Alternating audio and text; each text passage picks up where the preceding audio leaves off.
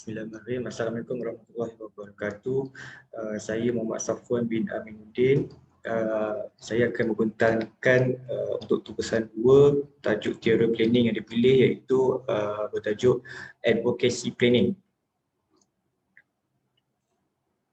Okay, pertama sekali ini adalah saya punya isi kandungan. Seterusnya untuk pengenalan.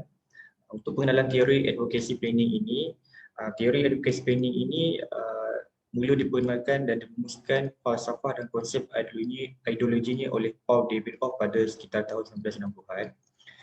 Paul Davidoff ni dia merupakan seorang aktivis peguam dan juga perancang bandar yang percaya bahawa konsep perancangan advokasi ini dia merupakan satu kaedah yang diperlukan bagi mewakili golongan yang berpendapatan rendah dan juga kurang pengetahuan secara teknikalnya dalam aspek perancangan bandar dan juga politik kehidupan. Menurut Paul Davidoff ni, teori advocacy planning ini dia merupakan satu teori perancangan yang menterjemahkan falsafah dan konsep ideologi pluralism dan juga inklusif dalam aspek perancangan bandar ketika itu.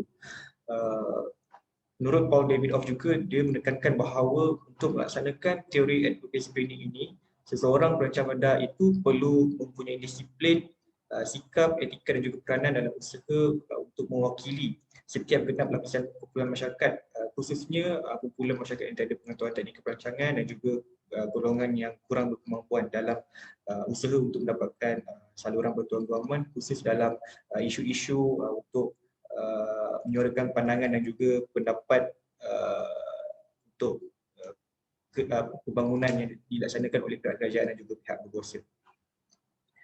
Seterusnya, antara ciri-ciri ataupun karakter teori advocacy planning ini, yang pertamanya ialah lantikan, di mana lantikan ini dilantik oleh kumpulan masyarakat yang mana mempunyai isu dan konflik lah kepada pembangunan yang dilaksanakan oleh pihak kerajaan. Seterusnya, masyarakat itu kumpulan masyarakat yang berpendapatan rendah dan juga tiada kurang pengetahuan teknikalnya dalam aspek perancangan bandar.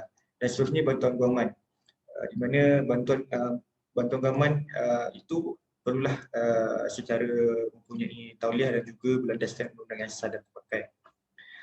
Okey, seterusnya kepentingan awam, di mana dalam ciri-ciri teori advocacy planning ini, kepentingan awam ini ditentukan melalui hujahan dan juga pertikaian di antara peguam yang terlibat dalam menyelesaikan isu tersebut bagi membentuk kepentingan secara konsensus ataupun secara persetujuan bersama. Dan juga bantahan, di mana dalam bantahan ini dokumentasi dan laporan penilaian teknikal perlu dihujah dan dibincangkan secara ilmiah bagi mencapai objektif dan juga matlamat yang jelas. Seterusnya, berikut adalah kelebihan teori advocacy planning. Antara kelebihan teori advocacy planning ini, yang pertamanya, teori advocacy planning ini merupakan satu pendekatan bottom up approach, di mana pendekatan bottom up ini dia menjadikan setiap pandangan dan juga suara lapisan masyarakat itu dapat didengari dalam sistem urus tadbir dan juga perancangan yang dibuat. Antara kelebihannya juga kepentingan ilmu perancangan bandar, di mana teori ini dia menjadi salah satu perkembangan kepada pengetahuan ilmu teknikal perancangan bandar kepada setiap lapisan masyarakat tersebut. Seterusnya, teori ini juga menjadikan konsep semak dan imbang, di mana penilaian dibuat ke atas suatu cadangan itu dapat membentuk kepada pembentukan secara persetujuan bersama oleh semua pihak yang terlibat. Okey, yang seterusnya, kepentingan awam, di mana dalam teori advocacy planning ini dia juga menekankan kepentingan awam itu ditentukan oleh hujahan di antara peguam dan juga peguam tersebut dalam untuk menghasilkan kepada pembentukan polisi perancangan bandar yang lebih baik kepada setiap lapisan masyarakat. Okey, seterusnya, berikut adalah perbandingan teori. Terdapat 3 ataupun 2 teori yang boleh dibandingkan dengan teori advocacy planning ini, di mana yang pertamanya adalah teori non-Euclidean dan juga teori implementation. Jika dilihat pada jadual untuk kedua-dua teori tersebut, merupakan ciri-ciri teori tersebut adalah pendekatannya lebih kepada top down approach, di mana top down approach ni dia melibatkan daripada agensi ataupun pentadbiran tertinggi bawa ke lapisan masyarakat yang seterusnya.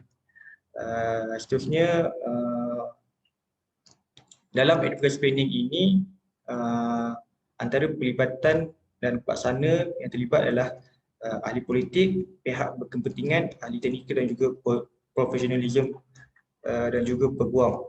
Berbanding kedua-dua teori yang tersebut lebih kepada ahli politik dan juga pihak berkepentingan dan juga ahli teknikal profesionalism. Seterusnya, untuk kajian kes yang dipilih adalah di Penang South Reclamation, di mana untuk latar belakang projek tersebut,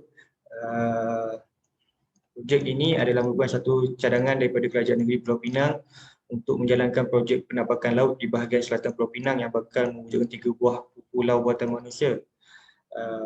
Projek ini juga melibatkan tebus guna kawasan laut seluas 4,500 ekar di sepanjang pesisir pantai Permatang Damar Laut, Sungai Batu, Teluk Kumbar dan juga Petak Sanggul. Untuk projek ini telah mendapat tantangan daripada segenap lapisan masyarakat, dari ahli politik, pihak NGO dan juga terutama daripada golongan berpendapatan rendah seperti masyarakat nelayan yang tinggal di kampung tradisi sepanjang pesisir pantai. Rentetan daripada bantahan demi bantahan serta penolakan secara majoritinya, pihak kerajaan negeri telah mengusulkan pampasan kepada pihak yang terjejas namun masih ditolak oleh beberapa pihak peguam dan juga pihak berkepentingan NGO yang mewakili penduduk kampung yang terjejas tersebut. Okey, seterusnya,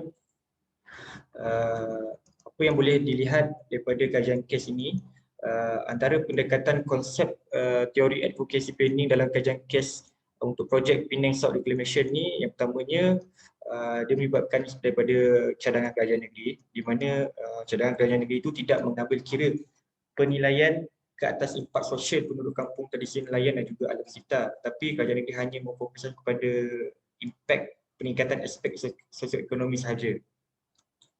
Seterusnya, akibat daripada kesan tersebut, projek ini mendapat tentangan dari segenap lapisan masyarakat dan juga golongan berpendapatan rendah seperti nelayan tersebut terjejas, dan juga pemeliharaan alam sekitar juga terjejas.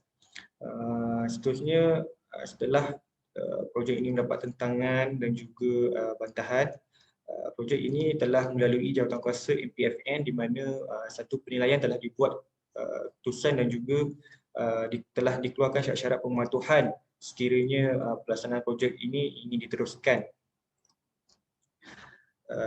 Seterusnya, apabila penilaian telah dibuat, perbincangan dan bantahan sehingga hari ini masih lagi dijalankan, namun tiada pembentukan persetujuan bersama ataupun pembentukan secara konsensus oleh semua pihak dapat dicapai secara inklusif dan holistik. Jadi jika dilihat, teori advocacy planning ini amat membantulah dalam dalam mengawal aspek perancangan bandar. Okey, untuk kesimpulan, pada pendapat saya, teori planning advocacy ini dia bersesuaian jika diterapkan secara falsafah dan juga amalan praktikalnya di Malaysia. Ini kerana sistem perancangan bandar di Malaysia sebahagiannya telah dikuasai campur tangan oleh sebilangan politik yang tiada kesedaran kepada aspek perancangan bandar. Oleh itu, dengan falsafah dan juga ideologi pluralism dan inklusif yang digunakan melalui teori ini, dia akan menjadikan disiplin dan perancangan bandar dapat ditingkatkan pelaksanaannya dengan lebih efektif dan relevan. Itu saja. Terima kasih.